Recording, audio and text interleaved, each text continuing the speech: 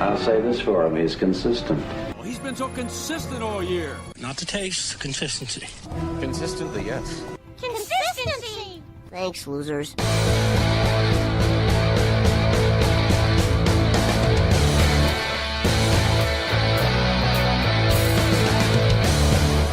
Hello, everyone. Welcome back to another week of the Fantasy Football Consistency Show. I am your host, Bob Lung, and I'm always joined here by my good friend all the way down from Florida, enjoying some beautiful weather down there, as we are up here pretty much. Ron Rigney. Ron, how's it going? All right, man. I'm fired up for the game tonight. A lot of people are disappointed that's the Thursday night game. I'm actually kind of fired up for it because I want to see if the dilly-dilly happens in the Bud Light fridges get cracked open after tonight with the big Browns win, so let's see what happens. Dilly indeed. We hope so. A lot of my friends are going to the game tonight, and they've almost won 2 in a row. They could have easily won 2 in a row against the Steelers and the Saints. People are like, well, this should be an easy one. I'm like, these are the Browns we're talking about. Something will happen. I don't care what you say. I don't care what the line is. I don't care if we're favorites. I don't care anything. This is Cleveland. This is the Cleveland Browns. We saw what happened last week with what should have been an easy win over the Saints, and it wasn't. And so here we are, 0-1-1, and still tied with the Steelers after 2 weeks. It's going to be interesting to see how that plays out. But it's good to be back. This week we kind of just I think we've all been dumbfounded. I mean, I looked at the top 3 players at each position fantasy-wise, and we'll just throw out consistency. We're just talking total fantasy points. And the quarterback, as you know, is just mind-boggling that the 2 top quarterbacks after the first 2 weeks would be Ryan Fitzpatrick at number 1 and Patrick Mahomes at number 2. Regardless of even if they were only 1 or 2 points ahead of 3rd place or 4th place, we'd still be in awe. The fact that Patrick is 21 points ahead of 3rd place and Mahomes is 13 points ahead of 3rd place makes it even more dumbfounding. So that's that. Top of the running backs, we have Kamara, Gordon, and Gurley 1, 2, and 4. James Conner's in there as number 3. But let's be honest. Let's just call it Le'Veon Bell. I mean, this kid is playing like him. The team is they're surrounding him. So quarterback's not too far off. Wide receivers not too bad. Deshaun Jackson certainly is the biggest surprise in the top 5, mostly because of Ryan Fitzpatrick. Tight ends, we've got Kelsey at 1. No, I'm sorry. We have that's the one that's really weird. So we have Jared Cook at number 1, Jesse James at number 2, and Will Disley at number 3, which we all expected were going to be the top 3. And I'm 90% sure that none of those guys would have been drafted in most regular 12-team drafts. Maybe Jared Cook, maybe, but I doubt it. So it's been wild. As we know, it was sent out this week that through the first 2 weeks, the NFL had the most touchdowns scored and the second most total points. And let's be honest, it may have been first if with these damn kickers could make some field goals and extra points. But they didn't. So we blame the kickers for that not being the most total points overall. But this is just a huge shock to me that I know the offensive usually start a little bit ahead of the defenses. I get that. And if there was the super studs like Brady, Breeze, Rodgers setting the NFL on fire, I don't think any of us would even bat an eye. But how in the world... Our defense is so bad that they're getting destroyed by basically a rookie quarterback in Mahomes, a longtime aging veteran who dresses very well, much better than the quarterback from Carolina, I may add, after the game for his press conference. What is going on? Have you had any inclinations, middle of the night sweats and dreams of, I think I know what's going on. This is the apocalypse. I don't know what is going on. Do you know? Well, you mentioned the defenses, and I was looking at this the other day, when Colby and I were putting together our Consistently Cashing pod, and I know it's only 2 weeks in, so, I think things are going to normalize, obviously, a little bit, but you have 1, 2, 3, 4, 5 defenses that are allowing over 300 yards a game. The Chiefs are allowing an average of 430 yards per game the first 2 weeks. They've given up 6 touchdown passes. They've given up 14 completions over 20 yards. So that's something right there. And a couple of these defenses in here, too, were supposed to be a little better than advertised. And I think that's the thing that's even more surprising. Like the New Orleans Saints were supposed to be top 10 at least. And the Eagles are sitting there allowing over 300 yards a game as well. So, and you got a couple right there in the 290s and 280s. So I think that's part of it with the passing game, because we know that's where the big numbers get put up. But when you look at the rushing stats too, there's some teams, the Lions, the Raiders, the Steelers, again, allowing over 150 yards a game on the ground. Now, once again, that's going to normalize too, but still, you have some teams that are giving up some huge yardage. All right. And I think that has a lot to do with it as well. But I mean, it's crazy. But you also have some guys pulling some performances out of nowhere as well. Because I don't think, obviously, we'd like to think Patrick Mahomes and Ryan Fitzpatrick are going to keep this up, and they can both still have very good seasons. But I think we're going to see them come down to earth a little bit in the next couple of weeks. Well, maybe a couple weeks from now, but this week you've got Fitzpatrick playing against the Steelers at home, who's given up all the points. And Patrick Mahomes in Kansas City is welcoming in San Francisco, who's also been getting torched, which is no surprise there. That wasn't a good defense from the get-go. But so this may not slow down, at least for these two for this week. And then Big Ben's on the other side of that. He's the number 3 quarterback overall, and he's going against Fitzpatrick, and he's playing on the road, which, usually as a downfall from him. You almost kind of have to say this might be may not be the week to keep him on the bench, even though he's on the road, because he's going to have to throw especially against that Bucs secondary too. They are horrendous. Yeah, so could see the top 3 stay in the top 3 without even blinking an eye this week for those 3 guys especially. So, all right, well, probably if there's really not a lot of news and notes, because we're going to talk about the fantasy part, which is really why we're here. Obviously, the big news since last week is Cleveland basically finally giving up on Josh Gordon. I can't say that I was upset about this. I know that my future son-in-laws were livid on Saturday night when they saw it, when we were all out to dinner. They were like, this is the dumbest thing I think I've ever seen the Browns do. What is wrong with these people? They're throwing away so much talent. And I'm just staring at these kids like, are you even thinking what you're talking about at this point? These guys have given him 6 years to make this work out. If he can't get this figured out by now, they've given him way too many breaks. If he goes to New England and pulls this off, good for him. Good for the Patriots, actually, because then they knew how to do something that the Browns couldn't figure out, which is to keep him out of trouble.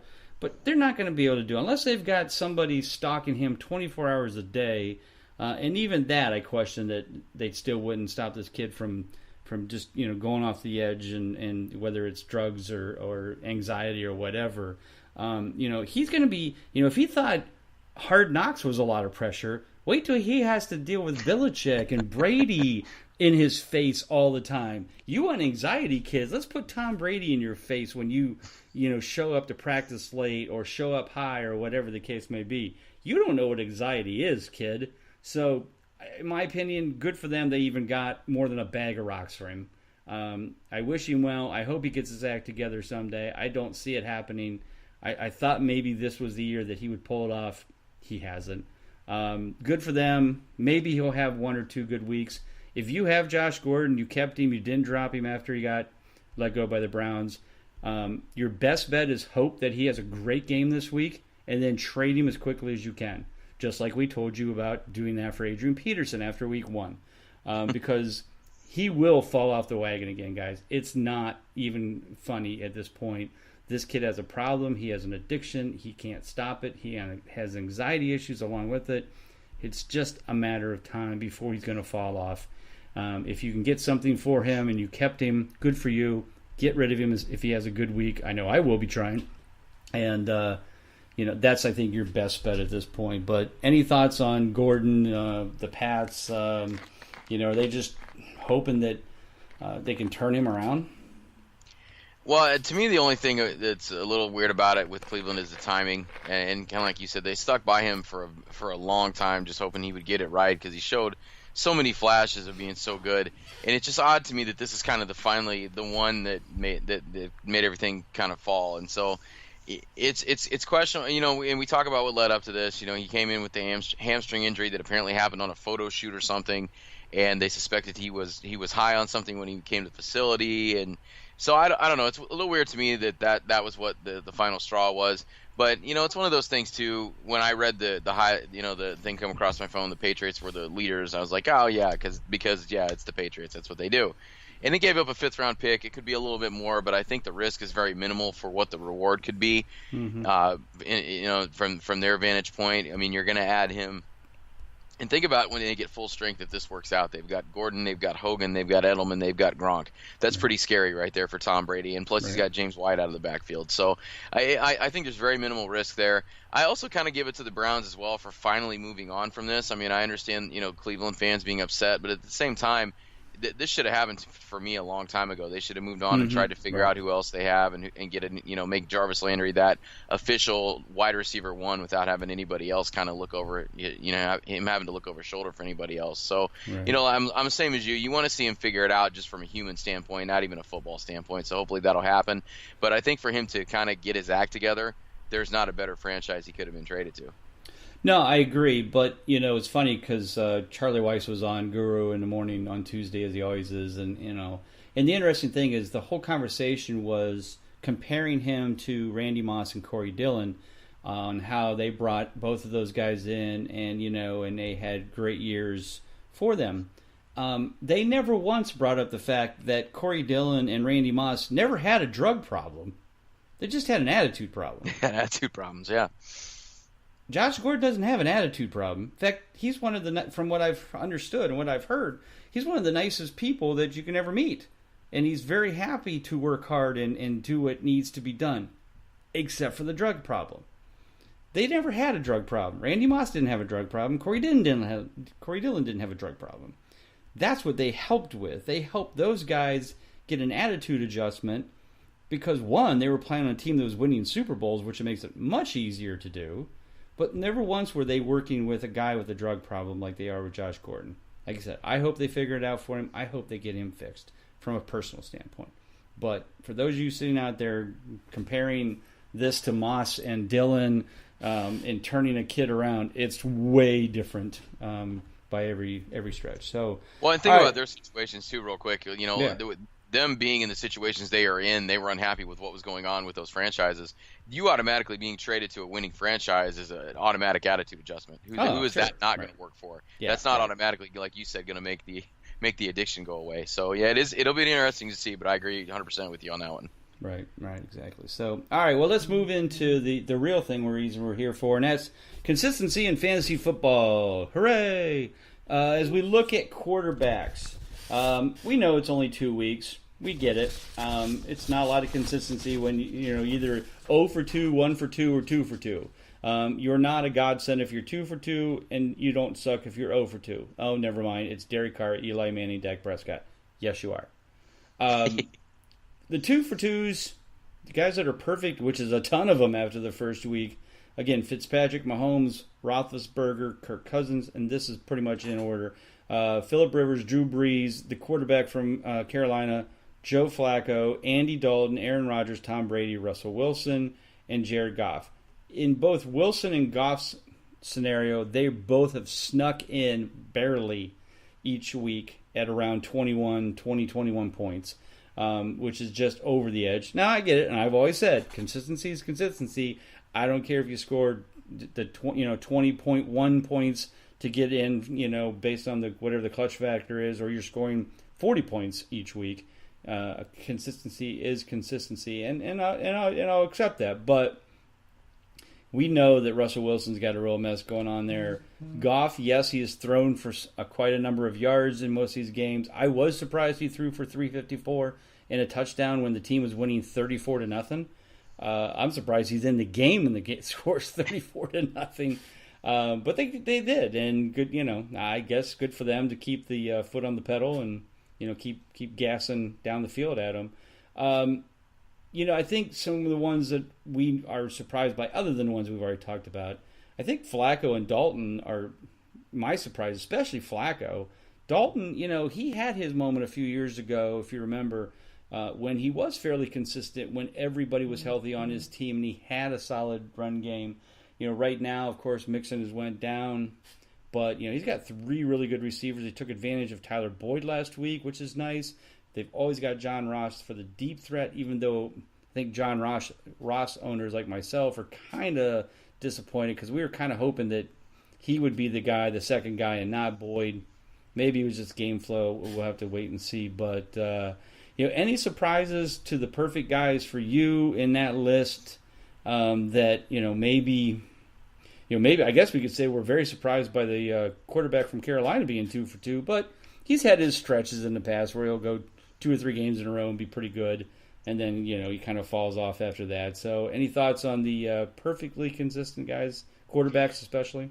Well, as much as I hate to say it, I have to give props to the Carolina QB because he was the reason I lost in 2 of my leagues this week. So that's awesome. Yeah, hats off to him because he pulled one out. So that's what it is. But I gotta agree with you on Andy Dalton and Joe Flacco, especially Joe Flacco for me, because just what we've seen out of him in the past is he's kind of a solid yet unspectacular quarterback, and he has put up some numbers. Week 2 he was the 11th most consistent guy. He had 25.6 points. So he's probably the biggest surprise for me, just because when you look at his receivers, nothing really jumps off the page. And I definitely wouldn't have thought, and a lot of this too has to do with John Brown as well. And John Brown, I don't know if is a guy that can keep up with the 3 or 4 catches for, close to 100 yards or over 100 yards every week. So we might see Joe Flacco fall a little bit, because I know he's been leaning on John Brown quite a bit. But he's got Crabtree. He's got some capable tight ends. I mean, they're not spectacular, but he can get the ball to them. He's got a couple guys out of the backfield to throw to. So I'd say he's probably the biggest surprise.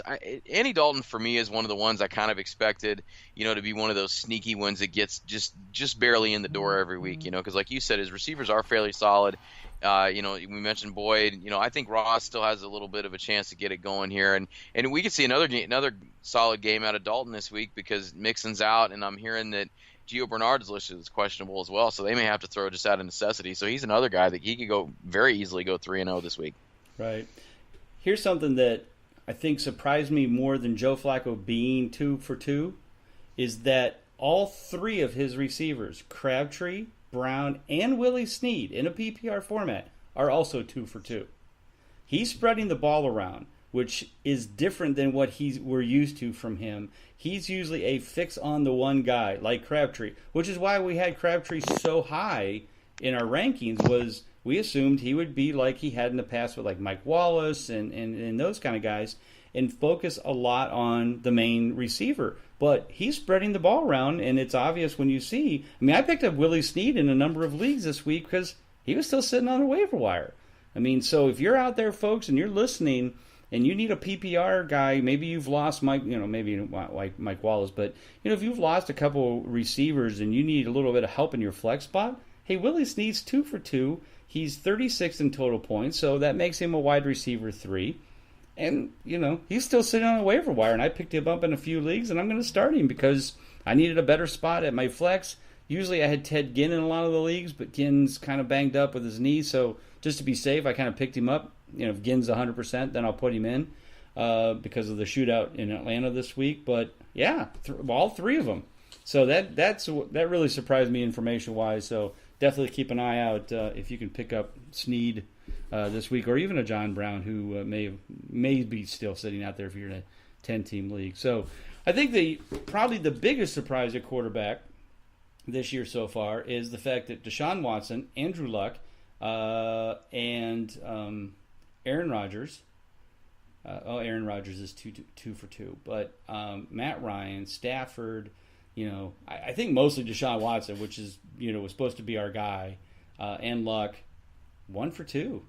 They both kind of, Andrew Luck had his good first week, kind of fell off this past week against Washington. Watson came back, was strong this week with 26 points, so he rebounded well. I can see him continuing to do well. I mean, this week they play the Giants, who have a pretty poor defense. I know you and Colby probably have had this conversation in your shows. Is Watson going to turn it around? Is it the offensive line? What is going on with Deshaun?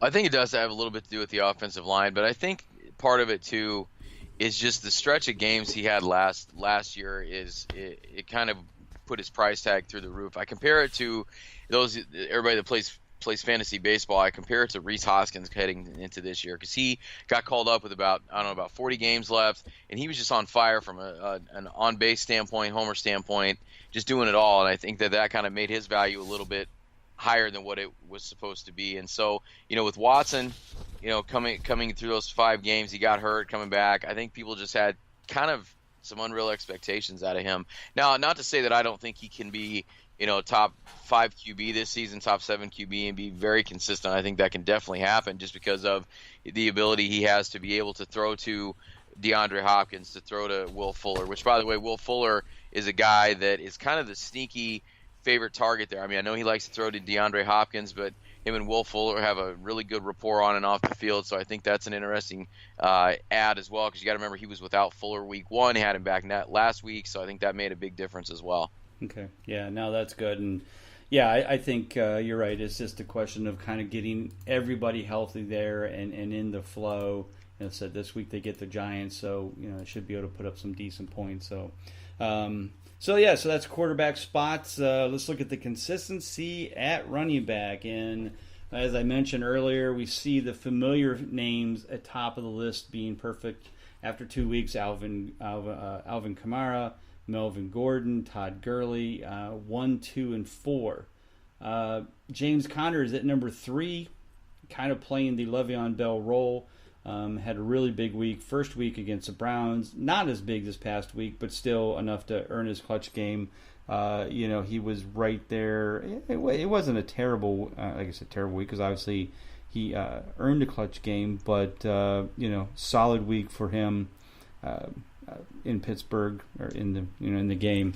Saquon Barkley at 6. McCaffrey at 7. I think we all kind of expected, we heard the talk. Obviously, they're walking the walk in Carolina, and McCaffrey's right there at number 7 and putting up some amazing digits this past week. He had double-digit receptions, as did Chris Thompson and Saquon Barkley and McCaffrey. Chris Thompson, by the way, is 5th overall, and this is the guy who a month ago said he probably wouldn't be 100% healthy to November. So my thought is he will be winning the overall running back consistency award at the end of the year, because if he's not 100% and he's 5th in total points, I can't imagine what it's going to be like come November. So good for him. But yeah, he is setting the world on fire there when it comes to PPR.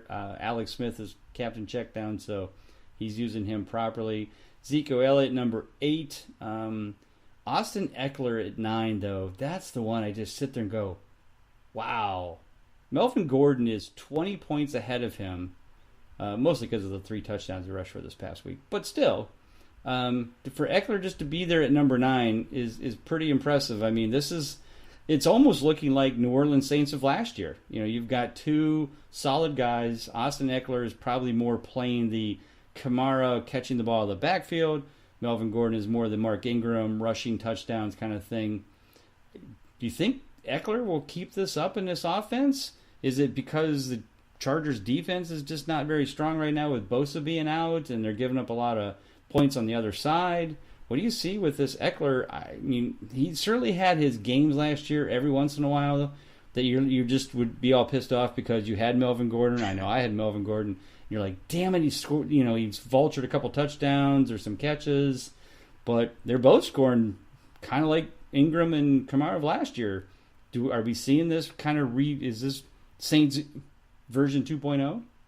It could be. I don't know if I don't think he has the chops to be a playmaker like Kamara, but at the same time, I think what it's a case of is they've kind of found the best way to use them both without really taking a lot away from either one, if that makes sense. I think that they've kind of found a way to get Eckler the ball in space and make some big plays, catch out of the backfield. It's comparable to Kamara. It's a little bit comparable to the guy that's right underneath him in consistency this week that came out of nowhere that we talked about last week is Philip Lindsay. I think that it's just a kind of finding that balance because they know they have a couple of guys there that Eckler's way better than just being a backup for Gordon, and I think that they're finding ways to get him the ball, and it's working out. So I think it'll continue to be successful as long as they don't try too hard, I think, to get Eckler the ball. If they don't give him a ton more carries, I think that they just kind of keep Gordon as the workhorse and Eckler is kind of the guy sprinkled in to get some catches here and there. I mean, they're both definitely useful in fantasy format. I think Eckler is more than a useful flex if you can nab him in any league. He's probably not there, but he's a great play week to week at flex for sure. Coming up after him, James White. Not a surprise here. And like I said, I've always been a James White fan, especially in a PPR format. They just use him. I mean, you can say what you want about all the other guys in that backfield, but when push comes to shove, he is Brady's guy. And I don't think that's going away anytime soon. I've been, using him as a flex guy in most of the leagues I've been in because their defense is okay. They're going to put up a ton of points. This week they've got the Lions. That's got to be a shootout because, Lions defense is horrible. So I could see James White staying up there. Philip Lindsay, between Philip Lindsay and Deshaun Watson's start, I don't know how Colby isn't on suicide watch at this point because I know that he loved Royce Freeman almost as much as Royce Freeman loves Royce Freeman. And here's Royce Freeman down at 0 for 2 with only 15.9 fantasy points in 2 weeks, and Mr. No Name Philip Lindsay's got double that and is ranked 14th in total points, 2 for 2 consistency. How is Kobe doing? I haven't chatted with him. I assume he's, been medicating himself heavily. I just want to be sure he's getting by okay with his Philip Lindsay news and the fact that Royce Freeman is doing nothing. I think the fact that Watson is getting back on track is kind of the medicine that's he helping. needs That's helping the medication. To cure the problem in the Denver backfield. But I mean, it's one of those things where, I dropped now my big money league. It's only 8 team. It's the one where there's 96 teams. There's eight teams in my division.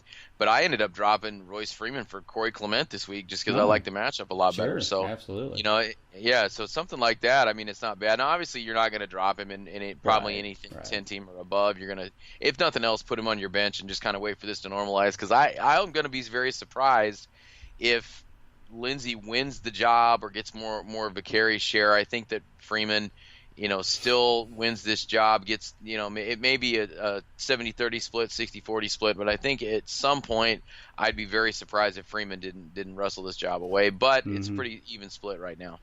Well, and I can even see them kind of doing the San Diego thing, or not San Diego, the Chargers thing where, they use them both in the backfield and Freeman, gets a few more carries, maybe starts getting some rushing touchdowns. He'll be back up there with Lindsey as well. Right below Lindsey is Buck Allen, who has me on suicide watch as an Alex Collins owner, because this is not how this is supposed to be working for us Alex Collins owners.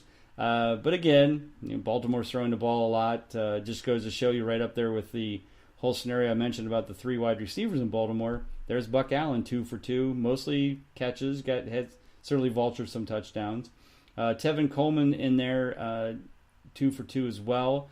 It's funny because you remember in the guide I said I don't expect Tevin Coleman to do much unless Devontae Freeman gets hurt. Well, there we go, kids. Tevin Coleman is doing everything he should be doing when Freeman's out. We'll see how long before Freeman gets back and whether he stays healthy. Marshawn Lynch, 2 for 2. Kind of a surprise, especially in a PPR format. But, again, somebody's got to run the ball in Oakland and keep the defense off the field, but he's doing a decent job. Dalvin Cook, 2 for 2, but barely. And now he's injured. They're talking about how much he might play this week, and they're playing the Bills. I'm really worried that Cook won't play at all. Because let's be honest, do they need Dalvin Cook this week to beat Buffalo? No.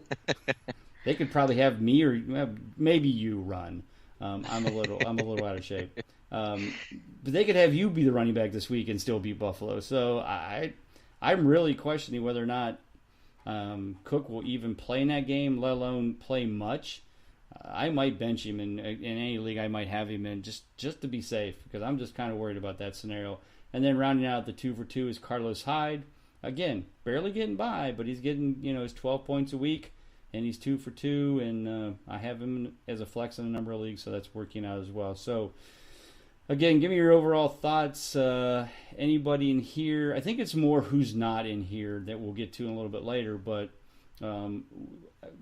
other than some of the ones we talked about, any real big surprises to you outside of maybe just the no names? Well, the one that you mentioned that I don't have a lot of shares of, I think I have him in our VIP league, but Dalvin Cook's a guy that I'm really starting to get worried about, and I'm just worried, and not just from this year, but just the career overall. I'm just hoping that he's not going to be one of these guys that is constantly nicked up, is constantly fighting some kind of injury, and it almost makes me wonder if he's more of a guy that's got to be in a share, kind of like that Ingram, Kamara, Eckler, Gordon type scenario, because I don't know if he's going to be that guy that can shoulder a load as an RB1. I just don't know if he's built for it. So he's probably the guy that I have the most reservation about, that I think is in the most trouble of just kind of developing into that guy that's just constantly got something going on with him no matter what it is. Right. Yeah, no, he's scaring me a little bit. And I was all in on him, kind of thinking, okay, he looked so good when he was, in the 4 games he played last year. But you're coming back from an ACL, you're not always 100%. So maybe it's his time. Maybe he's overcompensating his hamstring, because of the knee. It's hard to tell. Like you said, I'd be totally fine if they just decided at the beginning of the game not to play him and announced it so I can get him out. But I still might just, especially if it's a league where, it's a little bit more, means a little bit more to me than another league, I might bench him and just not take that chance of getting a 0 or 5 points or something like that. So after that, in our 1 for 2s, there isn't. Well, let's do this. Let's go to the 0 for 2s or ones that have 0 points or 0 clutch games. One of them is Leonard Fournette. Again, here's another guy, very injury prone, right there with Devontae Freeman. Not good at all. They're talk that Fournette will be back, but I think those are the 2 biggest, that are falling in that realm. I mean, granted, yes, it's injury based, especially for Fournette and Freeman. Another guy that's 0 for 2, and we're like, I guess we should have known better, is Derrick Henry. He did have that one big touchdown run that got called back, but yeah, I thought he might do a little bit better this past week. This week, I think they're this week they're playing against Jacksonville. That's not going to be any good. So that's something you just want to stay away from. The rest of the 0 for 2s are guys you expect. I mean, there's guys like Tariq Cohen, Peyton Barber, some of those, but I don't think anybody really had a lot of faith in those guys doing anything. But in the 1 for 2s, LaShawn McCoy, David Johnson. Here's a guy that, man, I am so happy that I didn't draft him very much. Even when I had the opportunity, I usually either took like Zeke or maybe even passed and took Hopkins or somebody at the 5th spot. Man, that team is bad. The offensive line is really bad. I realize they played the Rams. But the first week they played against Washington. That's where he had his good game.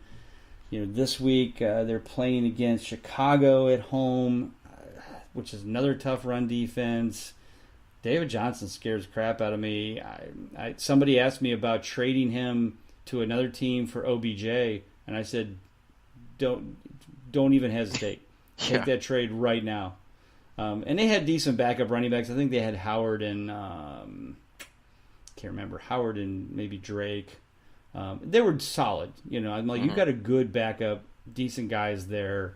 I said, if you can get OBJ for him, because then he had like OBJ, Michael Thomas, and I forget, maybe Emmanuel Sanders. So, I'm like, yep, load up on wide receivers. They're the ones getting the points. So, do you see a clear sky for David Johnson, or is this team as a whole starting to scare you a little bit?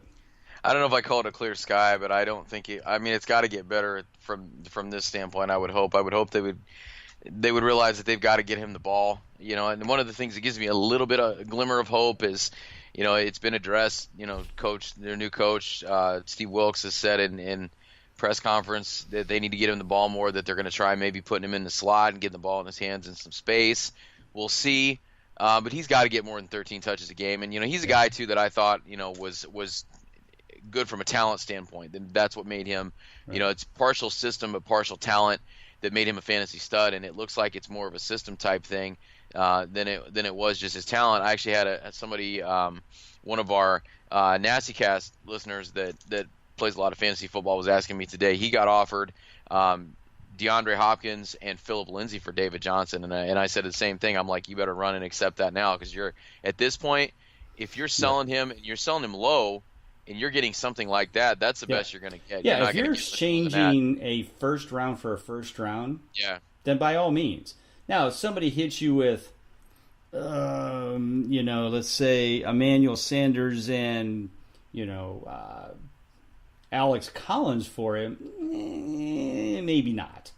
Mm-hmm. But like I said, in my case for the OBJ, or your case for Hopkins, and then even throwing in another guy, in Lindsay, I mean, I think that was a great trade. Good for them. The other one for twos, the other biggest one for two is Kareem Hunt, and I bought him in a few leagues as well, thinking, oh, they'll definitely use him a lot because they have a rookie quarterback, basically. They don't need to throw. They won't have to throw. They have Kareem Hunt. There's no reason for him to throw for 6 touchdowns in a game. Granted, Kareem Hunt caught one of them. I guess with their defense, they need to throw the ball a lot. But, man, here we go. It's like, I'm hoping maybe this week. I know Casey's got, like I said, they're bringing San Francisco into town. I think I'm hoping they'll run the ball a little bit more, maybe just because San Francisco may not put up the same amount of points as Roethlisberger did. But what are your thoughts? I'm afraid that I only have Hunt in one league, and I got him for basically peanuts, so I don't feel so bad about it. But it's one of these things where I'm afraid he's going to start becoming one of these touchdown dependent guys, that he's going to be 13, 14 carries for 50, 60 yards, and if he doesn't score you a touchdown or catch you a few passes into PPR, he's not going to get a lot done for you. But yeah, San Francisco's still bad against the run. They're not too far removed from being historically bad against the run, and so I think that he has a real shot to get it going. I hope they do that, and if they don't hand him the ball, I hope they throw it to him. But I don't see why they wouldn't want to make him part of the game plan, but I just really hope he doesn't become that guy that if he doesn't score a touchdown, he really lets your team down. Yeah, and going back to the David Johnson thing too, I think the thing that surprised me the most about that Rams game was not the fact that he didn't do very well running the ball, but why didn't he catch a ton of passes like Barkley and those guys did when they were getting blown out in their games, to at least try to make something happen? And like you said, so when that when you see that, and you're like, oh really? Come on, we're not even using this guy in a passing game, and you're losing 34-0. Why would you not do that? So. I don't know if we've got another Steve Sarkisian here in Arizona that doesn't even know how to coach a superstar or what, but not a good thing from that behalf. So, all right, well, let's move on to the wide receivers. And holy cow, there are a ton. I think, if I'm not mistaken, there's 38 or 40 guys who are still perfect after week 2.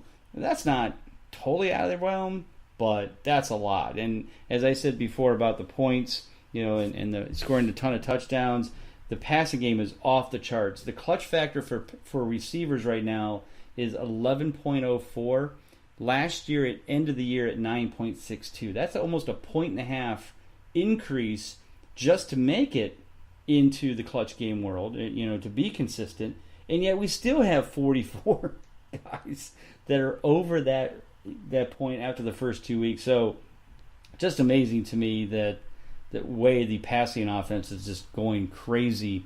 The good thing is that if you went heavy wide receiver in your leagues, like I did, because I never seemed to get in the right spot because I was always drafting late first round, I can't tell you how happy I am in those leagues, because my teams are doing very well, because I did have guys like Michael Thomas and Tyreek Hill on the same team, or maybe even Evans or Juju or Emmanuel Sanders. All of these guys have, been helping my team score, quite a number of points. And so far after the first 2 weeks, I'm doing pretty well in most of the leagues. Lost a few close ones this week, but still. And our favorite guy, Michael Thomas, maybe I should have put him number 1 instead of third. I think a lot of people were questioning, why do you have him third? I mean, that's really high. How do you put Michael Thomas ahead of OBJ and Devontae Adams and Julio Jones and all these people? It's like, because he's a stud. and Drew Brees is locked on this boy. Back-to-back, double-digit catches in both weeks. He's 16 points ahead of second place after the first 2 weeks. Tyreek, so he's at 72.9. Tyreek Hill 56.3.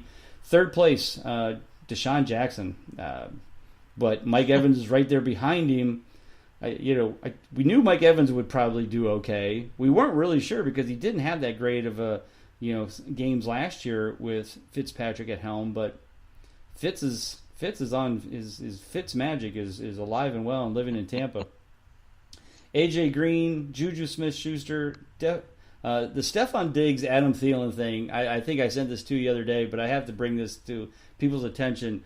All summer, their ADPs were like right beside each other, 13, 14, 13, 14, 15. They were that close. And everybody's like, well, who do you pick? Who do you pick? Do you like Diggs? Do you like Thielen? Do you like...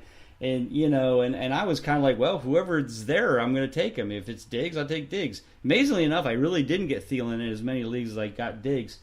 After the first 2 weeks, 0.7 fantasy points separate the two. Both 2 for 2 in clutch games. They're that good, and yes, they're that close. So I just found that interesting after the first 2 weeks. Emmanuel Sanders is 9th. I think we saw this coming the last couple weeks. Yeah, for Denver, there seemed to be, quite a connection with him and Case Keenum. Not that Demaryius Thomas is not going to get up there, but Demaryius has been a little bit hurt in the preseason. I think he's kind of getting stuff together, but there's no question that Keenum and Sanders are on the same page. Devontae Adams, Antonio Brown, Golden Tate, Julio Jones, Kenny Galladay being up that high is almost as big a surprise as Marvin Jones not being that high. I don't know why Marvin Jones has fallen out of favor, but he has with Mr. Stafford. DeAndre Hopkins, Keenan Allen, Brandon Cooks, T.Y. Hilton, Nelson Aguilar, Quincy Enunwa after the first 2 weeks. Still perfect. John Brown, Tyler Lockett, Geronimo Allison, Cooper Kupp, Chris Godwin, Jarvis Landry, Allen Robinson, D.D. Westbrook, Willie Snead, Mike Williams, Michael Crabtree, and surprisingly, Corey Davis. That one really caught me off guard because I just assumed that Tennessee has sucked and Corey Davis was doing nothing because Mariota was doing nothing, and yet he's just kind of quietly snuck in there with 2 games, just over. I mean, like you said, the cutoff is 11.04. He has 22.7. I think he's got 11 points each week, just enough, like 11.23 or 2 or 3, and just snuck in there. But he's in there. So there's your top, like I said, 40 guys, perfectly consistent. Surprises, big names. I mean, the biggest one for me is, and I know you said he's nicked up a little bit, but I wouldn't have envisioned. I thought Emmanuel Sanders was going to be solid. I don't think I would have put him ahead of Demaryius Thomas, though. I think I would have definitely thought Demaryius Thomas would be the leader there. Right. And he still, like you said, he still has a chance to be. Deshaun Jackson being up there, the whole Fitzpatrick, Deshaun Jackson thing still has me scratching my head as far as how that's happening, but that's probably one that shocks me a little bit. And Kenny Galladay, you mentioned Kenny Galladay. Kenny Galladay's a big physical kid, and he was a guy that kind of came on the scene last year, but he was a rookie, so didn't have the consistency that we look for. But and he got hurt. I think he missed half the season. Oh, did he? Okay, right. Okay, because I was thinking that, but that didn't sound right to me. So, yeah, but when he was in there, he did show some flashes, and he's proven to be a solid 3 for them, maybe even arguably the 2. With Marvin Jones there, I think the way that I looked at the breakdown was that Tate is obviously getting most of the targets, but Jones is getting a lot of the red zone targets to make up for maybe some of the ones he's not getting in between the end zones from Kenny Galladay. But another guy too that I'm happy that I was able to get in a couple places cheap. He's been a hot commodity. as far as people after him in the Kings Classic, and that's Quincy Enunwa, kind of out of nowhere becoming that go-to guy for the Jets passing attack, and Sam Darnold. Yeah, no doubt about it. Yeah, we'll see tonight. Some people were asking me whether they should start him against the Browns, and I'm like, well, right now Sam Darnold's pretty much locked in on him, so I have a feeling that they're going to probably go to him a lot and certainly target him a lot. So yeah, I'm certainly believing in that. And real quick, let me jump in. A lot of cases too, you probably got him for a wide receiver 4 or 5, and he's playing like a wide receiver 2. If not, picked him up on the waiver wire. Yeah, so like I know in Kings Classic, he's my wide receiver 3. I'm more than happy to start him tonight as my wide receiver 3. Yeah, definitely. Some of the guys obviously that are not up there, OBJ. He had that one bad week, so he's not up there. As we talked to Marius Thomas, Amari Cooper, or Marvin Jones, Amari Cooper. I love when Amari Cooper has his one big game. I almost can count the time. I could just count down of how quickly I start getting emails, not to badger me about that Cooper is not that bad, but people were asking me about trade offers, and I kid you not, this is exactly the email I got from a guy today. He said, hey, I've got a trade offer. What do you think? And this guy was trading him, or no, he was trading him Amari Cooper, and he wanted back Tevin Coleman, Willie Snead, no, Tevin Coleman, Willie Snead, and there was another good player in there. I think it was either Collins or Drake. And I'm like, what? I wouldn't trade any of those guys individually for Amari Cooper at this point.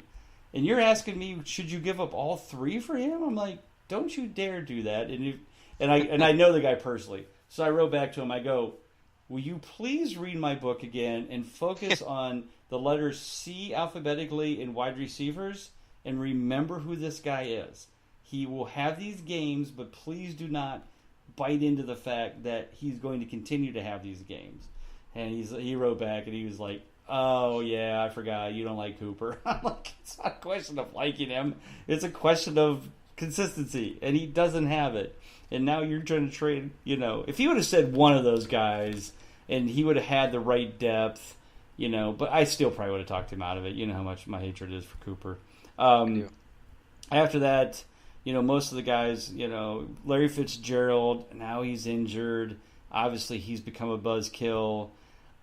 My thought is it's just a matter of time before they're going to put Rosen in and give. But, again, do you put in a kid like that with no offensive line to learn the ropes? I mean, if Sam Bradford, who I know is not the most agile guy in the world, but he's at least knows how to handle, blitzes and that kind of stuff, you got to believe that, again, and they're playing Chicago. Last week they played the Rams, so it's kind of unfair. But, still, I wonder if Larry's injured, really, or kind of like, I'm going to take a week off until we kind of get our act together, because this may be my last year, and I don't need to be all broken up already. So we'll see how that goes. But any other issues, any other things with the wide receivers that surprised you? I mean, again, the numbers are high. It's the guys that are kind of squeezing in there, showing a little flashes of consistency. It's only week 2. We will revisit this maybe in week 4 or 5. We can see, is guys like Cooper Kupp and Godwin and some of them, still there, still 3 for 4, 4 for 4. That's when we'll start really to see separating the men from the boys, or the consistency from the, the flash in the pans. Don't get crazy with trades.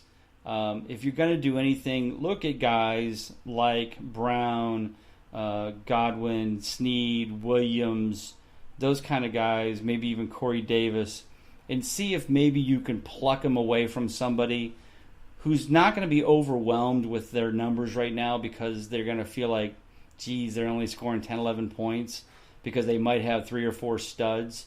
If you're really hurting at wide receiver, maybe you have Fitzgerald, and you kind of need, another solid wide receiver to fill in your flex or to add to your wide receiver core. Maybe look at those kind of guys, or an Aguilar or a Galladay, who somebody might not be playing that much because maybe they've got a lot of top wide receiver talent, and try to just kind of steal those away. Maybe offer up a bigger name, maybe like a Sammy Watkins or somebody like that who might be a good guy to trade off. But I think that's what you got to look at wide receiver. Everybody's scoring points. Just kind of be careful that you're not getting a bunch of 1 week wonders getting offered to you for a guy like DT who might come right back and be solid the rest of the year. So definitely email me, Bob at Big Guy Fantasy Sports. Hit me up on Twitter. I'll help you through those decisions. So, alrighty. So let's move on to the even more intriguing and more confusing tight ends. The top 3 tight ends in the ADPs this year were Gronk, Kelsey, Ertz. If you had to draft him, you had to draft him in round 2 or 3. Right now, Ertz is the highest. No, he's 2 for 2 in consistency. He's 5th. Kelsey is 4th in total points, but he's 1 for 2. Gronk is 6th, and he's 1 for 2 as well. Because why? The top 3 tight ends, as I mentioned earlier, are Jared Cook, Jesse James, and Will Dissly, who nobody had a clue was until week 1 when he caught a touchdown pass, and now has 32 points and is, ahead of Gronkowski in total points. This is a mess. The tight ends, which we thought were going to be pretty deep and pretty decent, are a real hot mess after the first 2 weeks. I'm going to write it off to the first 2 weeks. But what are your thoughts on tight ends right now? What would you do if you're sitting with some of these other guys, maybe even guys who are doing even worse, guys like Trey Burton, Jack Doyle, Jimmy Graham. Ingram had a nice week this past week, but the first week did nothing. I think you sit and wait, and I think that's what you got to do with tight ends, especially if you have one of the top guys. Don't overthink this when it comes to tight ends. If you've got a stud, like one of those guys we've talked about, leave him in. Don't mess with it. In fact, I got an email from somebody this past week who had Kyle Rudolph. And the email he wrote me said this: Bob, I just want to apologize. I benched Kyle Rudolph this week because I was afraid that the projections that he was only going to score 4 points were going to come true. I'm sorry, I didn't trust you. I will start him every week the rest of the year. Please forgive me. And I just started laughing because I'm like, well, thank you. And it happens. And I told him, I said, I never look at the projections that a website does ever. I don't care what they say, unless all I care about is there news about an injury. If it says there's an injury, then I take that note.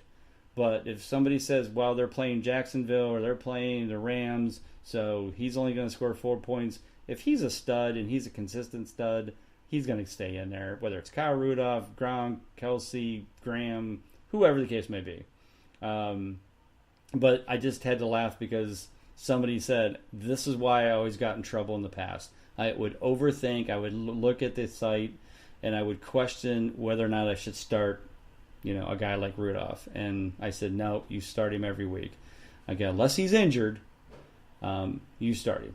And he said, okay, I will from now on. And that's what happens with most people. And that's why the consistency and the issue is so important to... You got to stay focused. I usually don't usually do too many actual waiver wire transactions in the first 4 weeks. I don't waste the money on Fab. I don't go out and grab the Phillip Lindsays. Let somebody else do it. Because if I start messing with that and I start tinkering my lineup, then why did I trust myself to draft this team of consistent players if I can't let them be consistent? Because I'm overthinking it and I'm tinkering with the lineup and I'm taking guys out who I shouldn't and putting guys in that I shouldn't and hoping that they catch fire like they did the week before. How do you look at that? How are you looking at the scenario? Not only at tight end, but just most of these positions. Do you go in with the same attitude of just don't overthink this? I try as much as I can, but there's still times where that bites me in the ass, and I try to get too cute, and it backfires just about every time. It happened to me last week. Actually, in both Kings Classic leagues, there's a couple moves that I made the wrong call on, and I probably would have won both my matchups had I made the right call. So, as far as the tight end thing, going back to what you said about some of these guys that are struggling, you have no choice but to kind of sit with them, because I don't think, I'm just looking through like our week 2 consistency list here, and if I have a guy like Jack Doyle, if I have a guy like Trey Burton, which I do have them both in a couple of leagues, are you really going to send them to the waiver wire for guys like AJ Derby, Josh Perkins, Garrett Selleck? No, you're not going to get anything that's going to be any more consistent or any better off the waiver wire. So you got to roll with these guys, and you can't read it too, especially at tight end, because we know how there's a significant drop off after the top few guys, and like you said, if you draft a guy based upon consistency, based upon you had really strong reservation about putting him in there, you got to stick with him. Case in point. This gives me an opportunity to talk about my ultra sleeper guy here, number 19 on our consistency list this week, Jake Butt, who I ended up with in the auction league. Right. Got a clutch game this week. Yeah. And, I'm looking at some, and he barely snuck in, but I'm looking at some, some trade offers coming in, and it's like, what I'm giving up in the trade maybe to get Kyle Rudolph, I don't know if it's worth it, because I really still do kind of believe in him. And so, and his numbers went up a little bit after week 2 from week 1. I mean, they're not great. I think he had like 4 for 48, but in a PPR, that's about 8.5, 9 points. Right. I think he's going to add a couple touchdowns. So I got him for $1 really late, and I'm okay with that. And so I just don't think there's much you can do other than hold on to these guys and give them a few more weeks. But then you have to start kind of making some choices. Like Trey Burton, for example. Trey Burton would be 0 for 2 if he didn't score that touchdown on that shovel pass last week, because he didn't do much other than that. So, I mean, these guys, Trey Burton's case of new place, new face, so we'll see. But, you can't panic after 2 weeks no matter what the sport is. Right. No, definitely. And I think, as we come to a close here at the end of the show, that's really the message we want to send is, to be consistent, to have a consistent team, you have to leave the guys in there that you trust, that you drafted, that that we said. Now, are we going to be right on every player? No, we understand that. But when you look at a guy's consistency, even if they're 1 for 2 or 0 for 2, look at the situation. Are they injured? Is there an injury that, to a player that might be affecting them? If they're the number 2 wide receiver and the number 1 receiver's hurt, that makes them number 1. And all of a sudden they've got, a tougher, defense going against them, tougher quarterbacks going against them. Look at situations like who did they play the first 2 weeks? If they played the Rams and the Vikings, there's probably a good reason why they're not 0 for 2. So, unless they continue to just play good defenses every week, that's going to pick up. Their consistency is going to improve. And also look at the game flow of the games they were in. Be careful listening to people, whether it's Sirius radio or regular radio or podcast, when they are looking at look how many yards or look how many points that the teams they're playing against gave up the week before or the last 2 weeks.